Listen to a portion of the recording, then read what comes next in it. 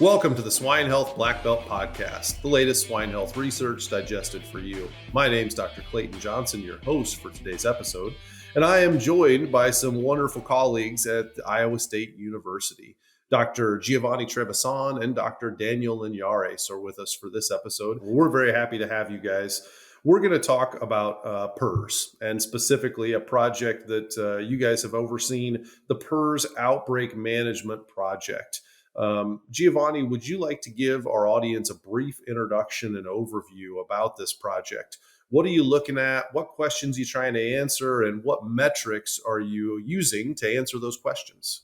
On this project, we collaborated with the swine industry, and there was a lot of different production systems, and they enrolled basically 48 farms in this project where we capture information about the PRRS outbreak in a survey and keep looking for tracking diagnostic results over time to see what are the practice and the outcomes from a PRRS outbreak in herds that are either looking for control or eliminate PRRS virus.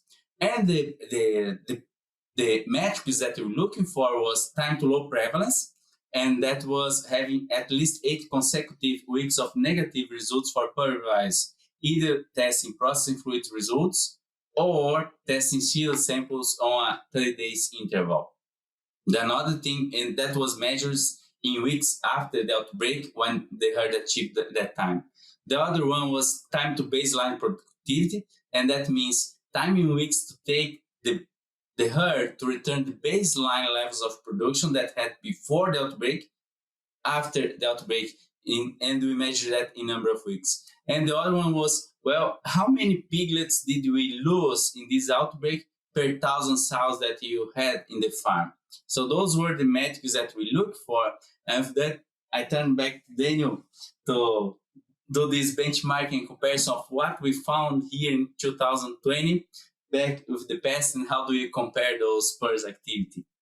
Yeah, so 10 years ago, I had the opportunity when I was in my on PhD program with Dr. Bob Morrison, Monty, it's a great team up there in Minnesota, and Clayton, you were part of this study, is comparing those metrics that Giovani described today to back then, 10 years ago. What we see today is not good news, is that time to low prevalence has increased 9 weeks in average. The whole distribution shifted. Today, the median time to achieve that low prevalence is about 36 weeks. And again, the whole distribution changed, right? If you look at the early herds and the late herds, we have herds that don't achieve stability for even past a whole year. And then somebody could argue, is that because we have now processing fluids, more sensitive methods? Well, that could be one reason, but the other one is too, based on other studies here done by Giovani, some others too, a lot of evidence that the virus changed a lot between then and now. That's correct. Right? It's just not the same virus. But then moving to the other metrics, the impact in productivity, it's also worse than we observed before. And those metrics are following the same codes, exactly the same methodology, statistical process control based. So with the same methods, same metrics, it's taking in average 6 weeks longer to recover productivity. And if you look at the impact, back then it was about 2,700 per 1,000 sows that were lost, and today is 4,100. So 1,300 more losses per 1,000 sows than we saw in the cohort 10 years ago. The viruses certainly are not getting any easier to deal with, unfortunately.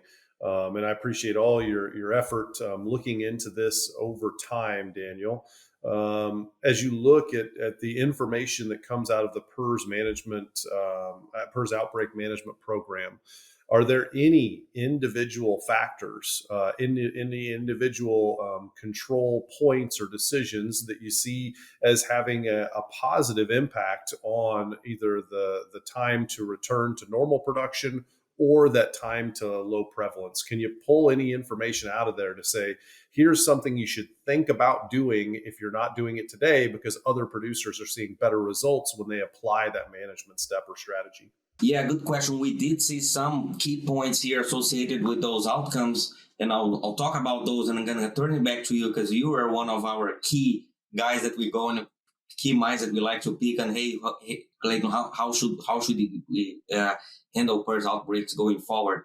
So based on this study, things that we saw that were associated with a shorter time to low prevalence and less severe production impact were prior immunity, right? So your herds that were naive, they had a much more severe break than those herds that had some immunity, either derived from a previous infection or from vaccine-derived immunity. Herd closure was a big factor, right? So herds that closed the implement herd closure, interrupting yield introduction for a while, they have a much higher success rate to achieve stability within the year. Deliberate whole herd exposure too was another thing. More recently here, there were a number of herds relying on natural exposure, right? Not that that there wasn't any whole herd exposure, but if they had deliberate either live virus inoculation or vaccine, they achieved stability sooner. They had a less severe impact than those that just relied on natural transmission of the virus. And similar to what we saw before, herds that use modified live virus vaccine, right, NEMLV, they had less severe production impact, but they took longer to achieve stability, right, or low prevalence compared to herds that use LVI, live virus inoculation, had more severe production impact. That makes sense. It's a wild type virus, but it was associated with a quicker time to low prevalence. One thing that we observed in this study was batch farrowing. Oh, yeah. Right? Batch farrowing was associated, the herds implementing batch farrowing, they had better numbers, better, quicker stability, less severe impact. And time to implement those biomanagement practices was a big thing, right? You think about your biocontainment, the sooner you start doing those biocontainment practices to make it hard for viruses to jump from one room to the next, in other words, from 1 week to the next, the better was the outcome.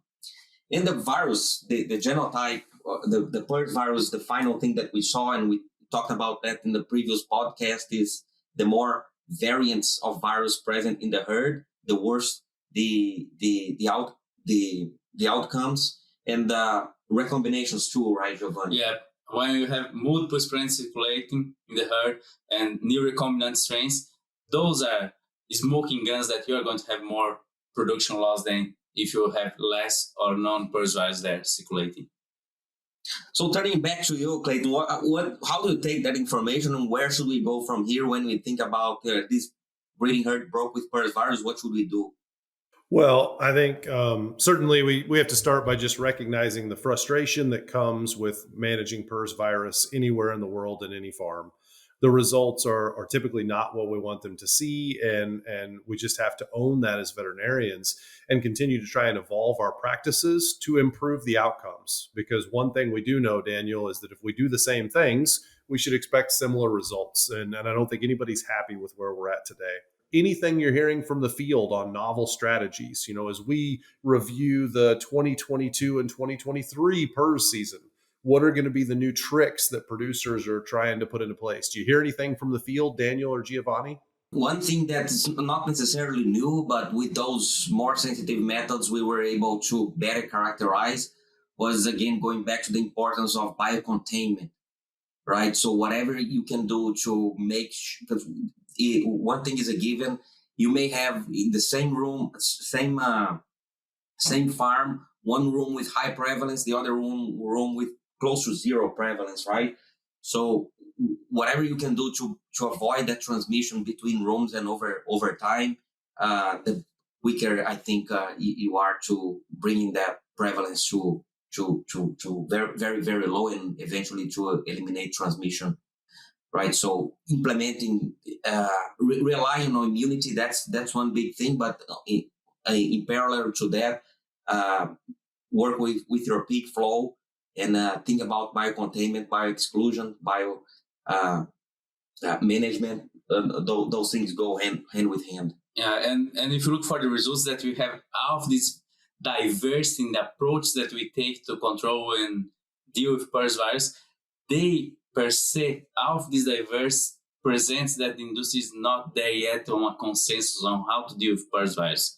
PRRS is still striking us, and we are trying to find the better solutions. but there is no a magic pill that can be used across many farms to control the agent so far. So what Daniel says is really important things to keep in mind. Very good. Well, thank you, Giovani. Thank you, Daniel. I really appreciate you coming on the show and sharing your perspective on this challenging yet extremely important topic. Daniel, we've partnered together for over a decade now on this. And I think if we have another podcast in 2032 and we just report out to the industry that it's gotten even worse in the last 10 years, that we may get volunteered to do work on some other projects to let some of the younger vets and researchers tackle PRRS for a little while. But I really appreciate it. Yeah, we'll do what we can to try and not let that happen. We may be with white hair at that time, but yeah, PRRS is guaranteed. I'll be happy if I still have hair if PRRS is this bad at that point. All right. In all seriousness, thank you very much to our audience. Thanks for listening to the Swine Health Black Belt podcast. Please visit us at swinehealthblackbelt.com. And don't forget to subscribe to our podcast so you won't miss out on the next episode. Thanks very much and see you next week. Hey, everyone. We're always searching for the latest and greatest research to share each week. If you have a swine health-related research trial and would like to come on the show to talk about it with me and share it with our audience, feel free to send an email to healthblackbelt@swineit.com, and we would love to take a look at your research.